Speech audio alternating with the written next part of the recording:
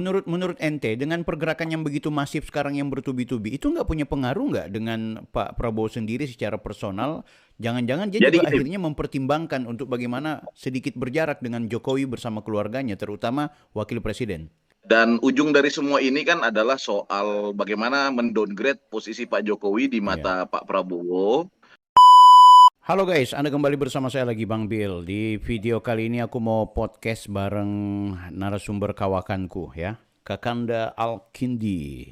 Kita ketahui bersama soal ijazah palsu, ternyata Tifa, Rismon, Roy Suryo itu tidak berhenti guys. Mereka bahkan menganggap masih banyak hal yang kemudian akan diungkap dan dibongkar. Bahkan media mainstream pun sampai dengan saat ini masih ramai membincangkan soal kisru ijazah palsu. Pertanyaan besarnya, kapan mereka ditangkap? Bagaimana dengan kerja polisi hari ini? Bagaimana kemudian status mereka? Apakah masih tetap menjadi saksi, terlapor, terundang? Atau benar-benar jangan-jangan mereka sekarang sedang disiapkan untuk menjadi tersangka? Kita bahas dan kita diskusikan bersama salah seorang aktivis politik nasional, Bung Alkindi.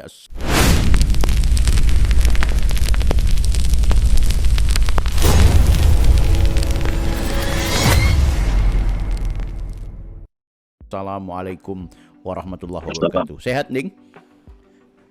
Alhamdulillah, Siap. sehat Bang Bil. Jakarta bagaimana? Situasi terkini ya, Mm-mm. kalau bisa kita tarik sementara waktu ini adalah memang akhirnya kura-kura ini keluar kepalanya dari tempurungnya, Pik. Gitu. Jadi orang-orang ini akhirnya berkumpul, gitu. Ya, Jadi sudah benar aja bahwa serangan ini dilakukan melalui udara, darat, dan laut, gitu. ya, Jadi bagaimana kemudian serangan ini secara varian saling mengisi di ruang yang kosong, begitu. ya. Jadi saat ijazah sedang bergulir, kemudian pemakjulan juga dimajukan, ya kan? Kemudian timbul lagi tema-tema Raja Ampat yang kemudian di apa namanya, dikolak begitu, dibuat semacam seolah-olah ada keterlibatan Pak Jokowi dan Ibu Iriana di situ. Dan ujung dari semua ini kan adalah soal bagaimana mendowngrade posisi Pak Jokowi di Ya. mata Pak Prabowo, dan bagaimana membangun opini publik bahwa yang namanya Jokowi dan keluarganya itu adalah pengkhianat bangsa, penjahat besar, tidak ubahnya Fir'aun di masa lalu. Hmm. Semua itu framing dibuat dengan menggunakan buzzer ribuan, menggunakan kelompok-kelompok yang memang hitungan mereka gini, Bik. Hitungan mereka dulu pada saat reformasi 98 menggunakan tangan aktivis dan mahasiswa Hmm. untuk menggulingkan Soeharto itu bisa terjadi pada waktu itu, gitu loh. Artinya negara ini pernah mengalami satu situasi di mana mereka berhasil mendowngrade nama seseorang atau tokoh besar bangsa, bahkan pucuk pimpinan tertinggi bangsa, kemudian itu dijatuhkan dengan isu yang terus-menerus menjadi distorsi publik, menjadi Ya. perbincangan diskursus sampai ke dapur-dapur mamak-mamak kita pun jadi ikut bicara. Dan pola ini memang dibangun sedemikian rupa, menciptakan kegaduhan-kegaduhan, bahkan sekarang kegaduhannya sudah berada di lapangan. Kalau kemarin Ya. kegaduhannya didorong ke media sosial, hari ini mereka gaduhnya sudah di jalanan. Gitu. Mereka sudah sampai menunjukkan Ya. fisik, menunjukkan watak mereka yang sesungguhnya dengan tema negara sedang gaduh. Jadi mereka yang bikin gaduh, tapi mereka juga yang teriak, Pak Prabowo, tolong Pak, ini sudah gaduh. Itu kan lucu nih.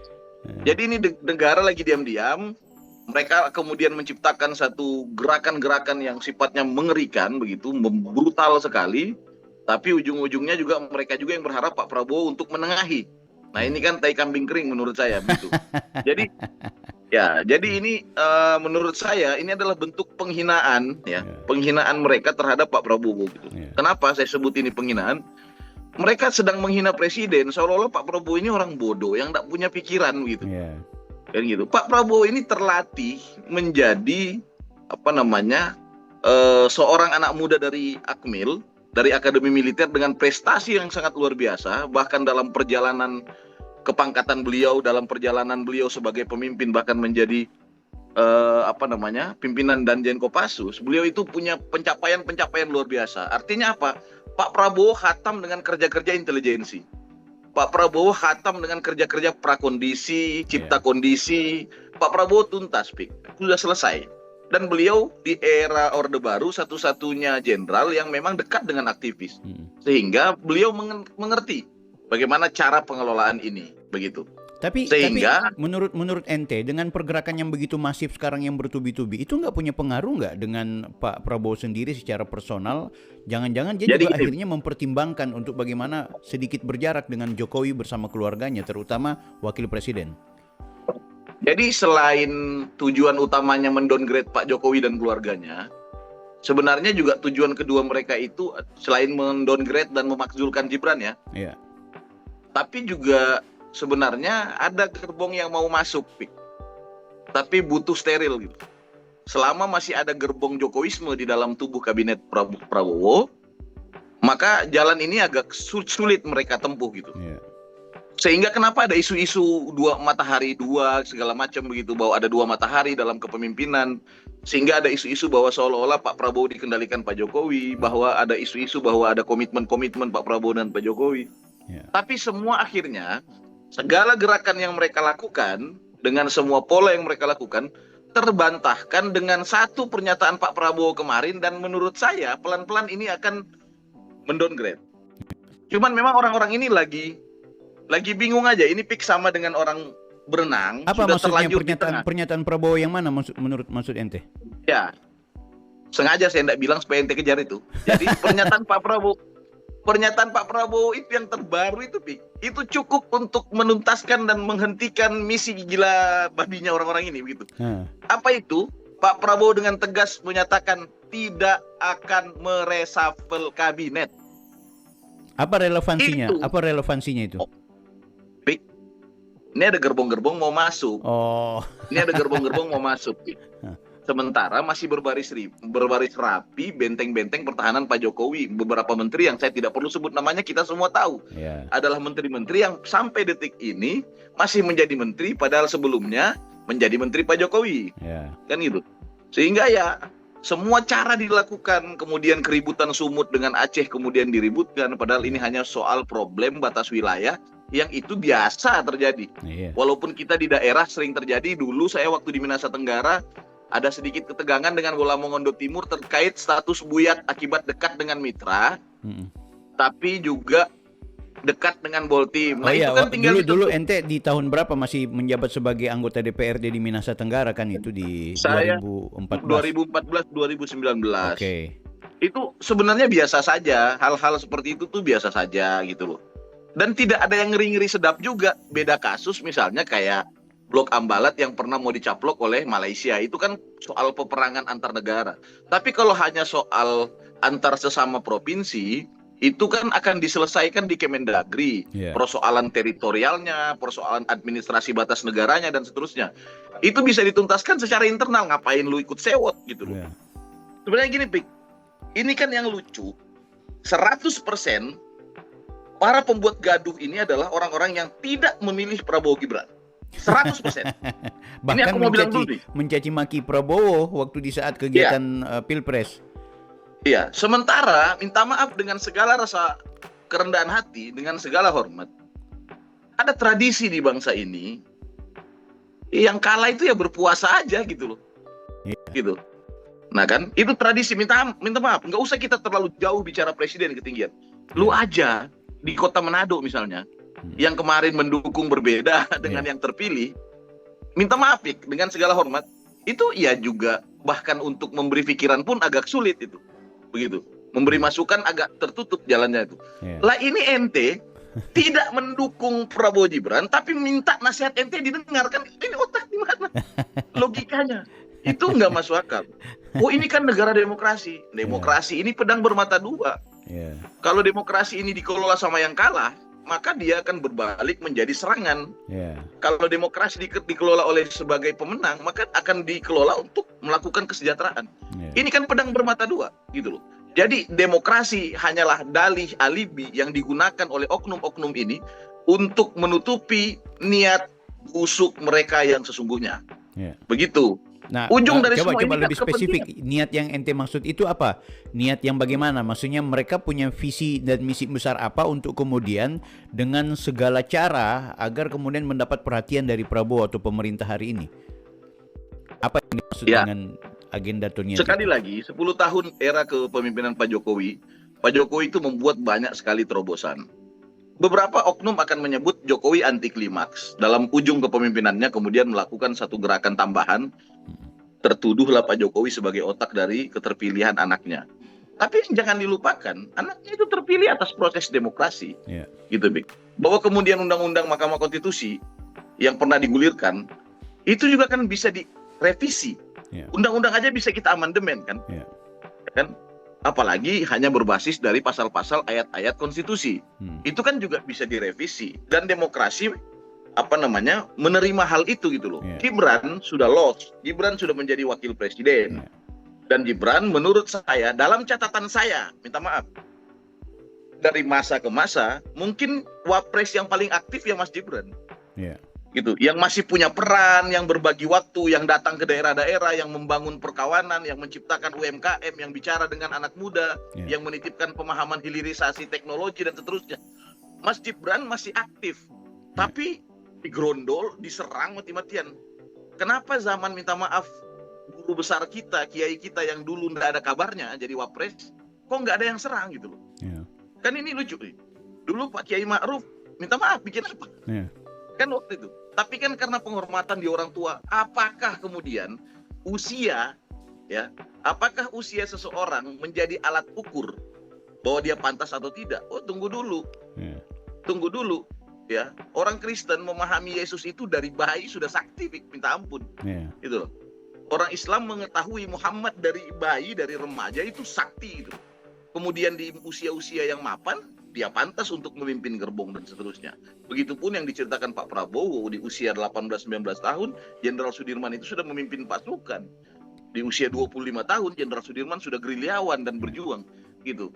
Nah, apa salahnya bagi seorang Gibran? Dan hari ini, aku pikir ya, niat untuk memakzulkan Gibran dan seterusnya itu hanyalah tema-tema yang terus didengungkan. Walaupun kemudian jembatan-jembatan yang mereka persiapkan itu adalah jembatan ijazah palsu. Yeah. Ini kan step-stepnya saja. Yeah. Jembatan ijazah palsu, terus soal SMK, mobil SMK, itu jembatan-jembatan saja.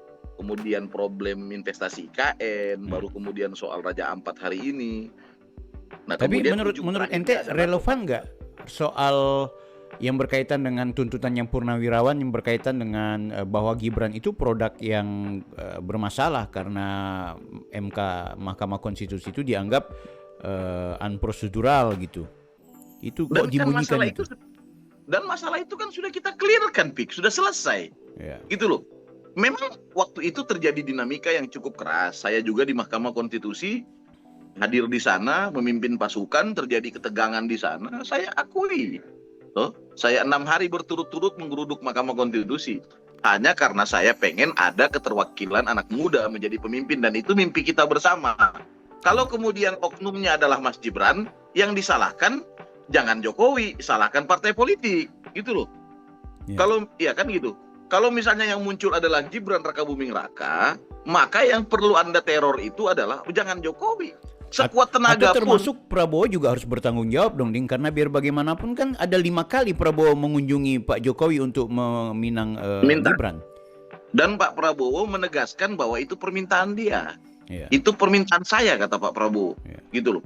Artinya Mas Gibran Rakabuming Raka memenuhi perintah Pak Prabowo, mengikuti keinginan Pak Prabowo untuk mendampingi beliau, untuk mensinergikan. Karena ada kerja-kerja Pak Jokowi yang perlu diteruskan.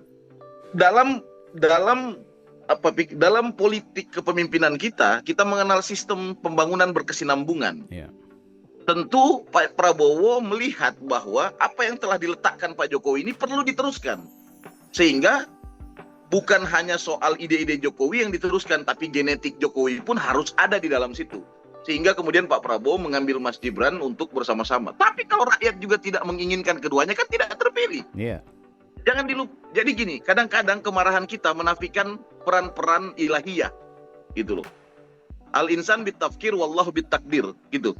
Kita kadang-kadang melupakan satu hal, bahwa Jokowi mau main curang sekalipun, iya kan? Ada satu komponen securang-curang sekalipun dengan cara apapun. Kalau Tuhan tidak berkehendak, maka kedua orang ini juga nggak terpilih, Pik. Gitu loh. Nah, kenapa kita kesampingkan juga hal itu gitu loh, yang menurutku fundamental juga. Ada berapa banyak orang dengan uang yang sangat banyak nyalek kalah. Yeah. Ada berapa banyak orang dengan uang seadanya nyalek menang. Yeah. Gitu loh. Itu juga perlu dibaca ulang gitu loh.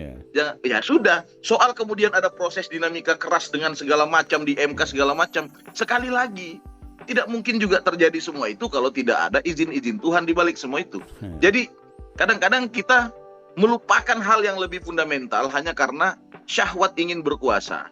Gitu. Saya menyebutnya bahwa niat busuk yang saya sebut di awal tadi adalah ya dengan memakzulkan Gibran, maka hampir bisa dipastikan seluruh gerbong Jokowi yang ada di dalam kabinet juga akan ikut disingkirkan setelah itu.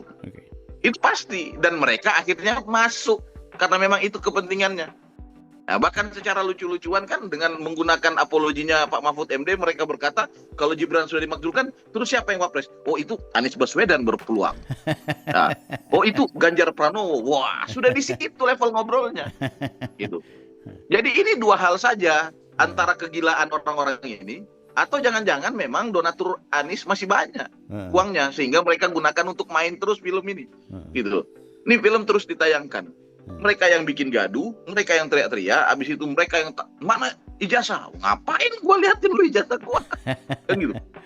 Sekali lagi, Pik, seperti yang ente bilang tadi bahwa kalau seandainya kemudian yang meminta ijazah Jokowi itu adalah orang-orang yang memang Denny Siregar, Ade Armando misalnya, atau yang meminta misalnya siapalah Emmanuel Ebenezer misalnya. Kalau orang-orang Pak Jokowi terus meminta melihat itu, pasti dikasih lihat Pak Jokowi. Termasuk wartawan yang lalu itu kan tanpa diminta. Iya, dilihatin karena dianggap ini bisa sebagai publikator kan bisa menceritakan itu. Tapi kalau yang mau lihat itu orang yang dari awal menyerang, membenci, dengan penuh dengan rasa tendensius, lalu kemudian bersumpah atas nama Tuhan tidak ada dendam, wah ini ajaib gitu. Terus motif lu apa? Kenapa nggak berpikir maju gitu loh? Kenapa nggak berpikir bumi ini makin tua dan kita makin tertinggal. Kegaduhan ini terus dilakukan, terus-menerus dilakukan, yaitu pasti karena untuk dua hal. Selain untuk mendowngrade Pak Jokowi tadi yang saya ceritakan, agar kemudian terjadi belahan antara Pak Jokowi dengan Pak Prabowo, berpisah di tengah jalan. Yang kedua juga sebenarnya setali tiga uang, mereka juga ingin menciptakan opini publik bahwa di era kepemimpinan Pak Prabowo, Prabowo gagal menetralisir keamanan negara. Itu juga. Bahkan konon ada misi selain dalam konteks mendowngrade seorang Pak Jokowi sekaligus memakzulkan Gibran, memang agenda besarnya adalah melakukan revolusi 98 yang diulangi di tahun 2025 ini, yaitu tidak hanya Gibran dan Jokowi yang didowngrade, tapi memang Pak Prabowo-nya pun juga harus dilengserkan. Itu misi besarnya. Apa ente dapat bacaan seperti itu juga? Memang niat itu ada, tapi itu satu hal yang menurut saya akan sangat sulit mereka tempuh kalau sudah di level itu. Gitu. Itu satu hal yang sangat sulit ya. Berdasarkan tapi kan 98 informasi. Terjadi, Ding. Oh, sangat beda konteks, sangat jauh konteksnya. Dan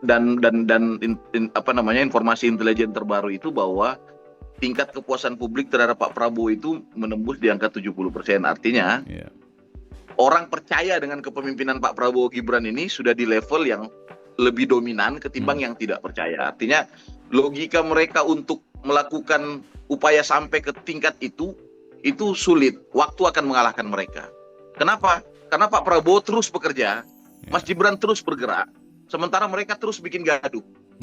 Kalau aku ini sudah pada tingkat takutnya mereka ini kena hukum rimba, Bik. Gitu. Aku lagi berpikir takutnya mereka nanti bentrok di jalanan dengan orang-orang fanatik Jokowi gitu loh. Yang aku takut sampai di level itu. Nanti kalau itu terjadi seolah-olah Pak Jokowi lagi yang bikin gaduh, Pak Jokowi. Karena gini, kembali saya ingatkan apa yang disampaikan Sayyidina Ali. Selalu saya ingatkan itu. Nggak perlu menceritakan ke mereka tentang kebenaran. Karena mereka tidak akan percaya itu. Karena kebencian, Bik. Kebencian gitu. Kalau sudah kebencian, ya sulit lah. Itu sangat sulit. Besok pun, kalau Tuhan, saya selalu bilang gini, kalau Tuhan berbentuk misalnya ada sesuatu yang seluruh dunia menyemakati bahwa dia Tuhan. Dia turun dari langit, ya. Oh, ini Tuhan datang ke bumi. Panggil Rismon, Tifa sama Suryo. Sini kalian tiga. Ijazah Jokowi, wallah, demi saya, kata Tuhan. Demi aku, kata Tuhan. Asli, enggak. Tuhan salah di mata mereka. Iya. Ini bukan soal salah benar, Pik. Levelnya tidak di situ. Enggak di situ. Ini soal like and dislike. Jadi bukan benar salah, tapi suka dengan tidak. Kan sangat berbeda benar salah dengan suka tidak, itu berbeda. Beda jauh. Beda jauh. Nah, mereka itu di level suka tidak, bukan di level benar salah. Itu. Sulit, Pik. Sulit. Enggak akan, makanya percuma Pak Jokowi ngeliatin, itu percuma.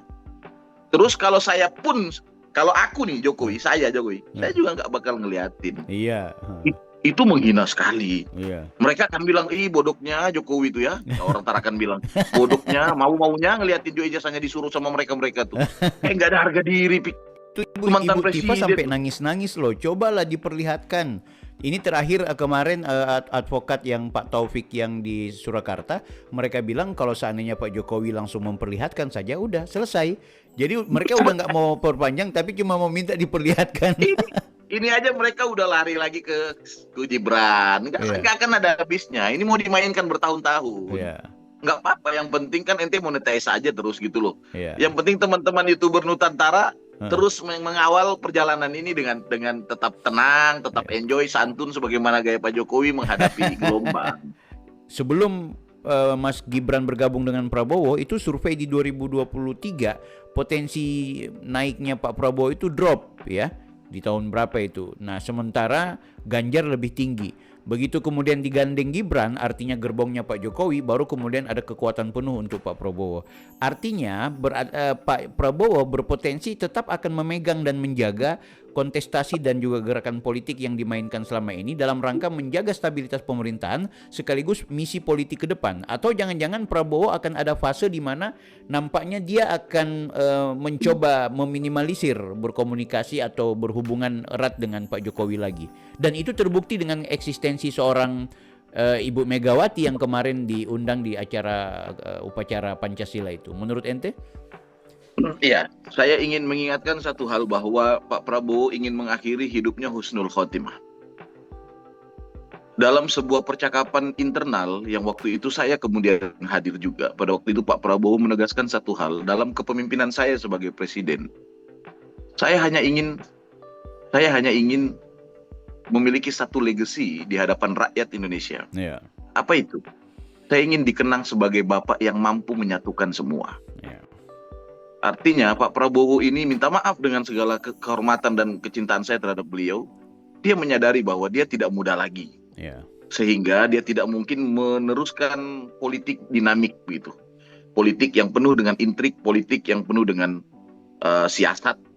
Sekarang Pak Prabowo sangat bersiasat, tapi tidak dengan internal, Pik. Tidak dengan warga Indonesia.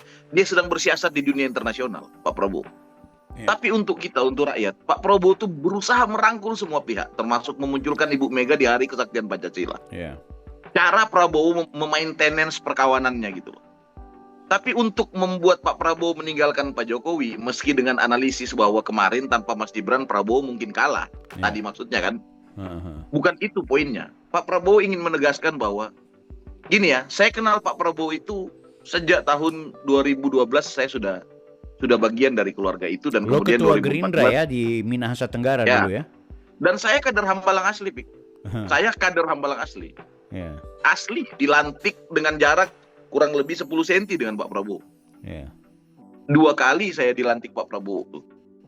Yang saya kenal pribadi Pak Prabowo itu cuma satu. Di luar dari segala kebaikannya, ada satu hal yang tidak semua orang bisa punya sikap itu. Dia ngerti balas budi. Itu orang.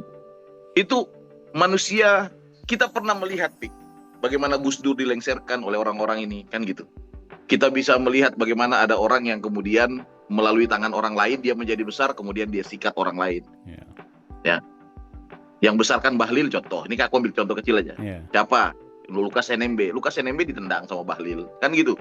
Nah, kita sudah menonton itu, tapi Pak Prabowo tidak sedemikian itu. Jadi sekuat tenaga pun orang akan melakukan meracun, memberi informasi sesat, membangun narasi-narasi yang menjatuhkan Pak Jokowi, isu-isu, tidak akan merubah sikap perkawanan dia dengan Pak Jokowi. Ya. Tidak akan merubah sikap. Jadi gini, dia berpegang teguh dengan apa yang Gus Dur katakan bahwa di atas politik ada kemanusiaan gitu. Ya. Pak Prabowo di situ levelnya. Kenapa? Beliau sudah selesai dengan hidupnya. Dia sudah tidak punya kepentingan apapun yang sifatnya duniawi ya. Enggak lagi. Orang ini sudah selesai. Bahkan proyek makan gizi gratis pun itu sempat ditangani pakai uang pribadinya dulu. Ya. Saking mau menyelamatkan agar orang bisa makan siang dulu gitu loh. Program anak-anak ini tetap berjalan, uang belum ada, Pak Prabowo bilang pakai uang saya dulu, nggak apa-apa. Itu Pak Prabowo. Jadi orang ini nggak akan, dia bukan tipikal telinga tipis gitu, dan tidak usah menjilat. Mana ada penjilat di depan Pak Prabowo sekarang? Nggak ada tuh orang yang di depan Pak Prabowo, Bapak ini aduh, nggak ada tuh gaya-gaya menjilat, nggak ada. Karena percuma karena Pak Prabowo tuh punya nalar intelijensi sendiri.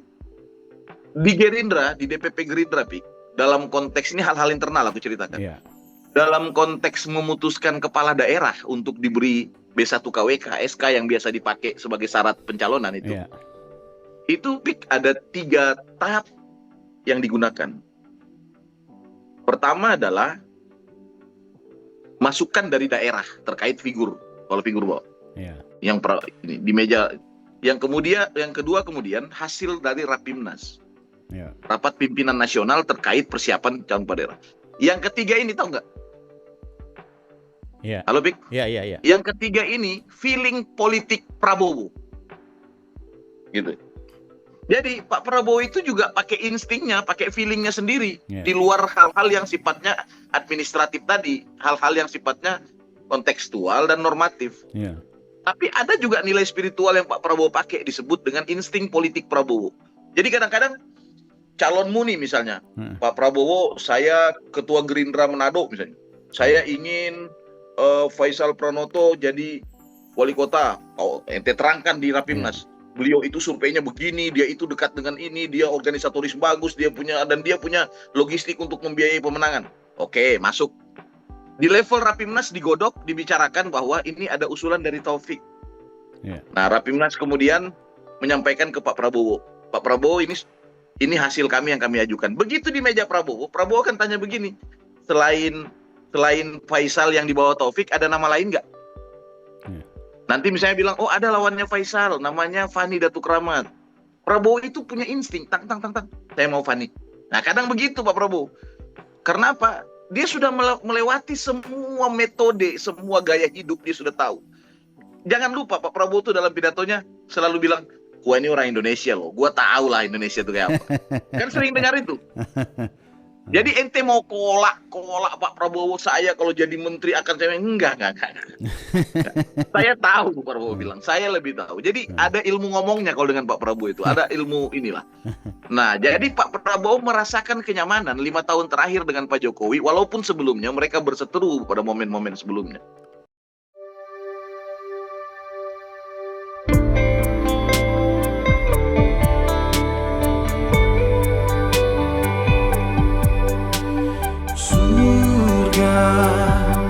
Jalannya ada di dunia. Setelah meninggal dunia tak ada lagi kesempatan untuk bertakwa. La ilaha illallah, lafaz penghuni surga. Firdaus adna ima wa darussalam muqamamu qamun amin khuldi, golongan orang surga.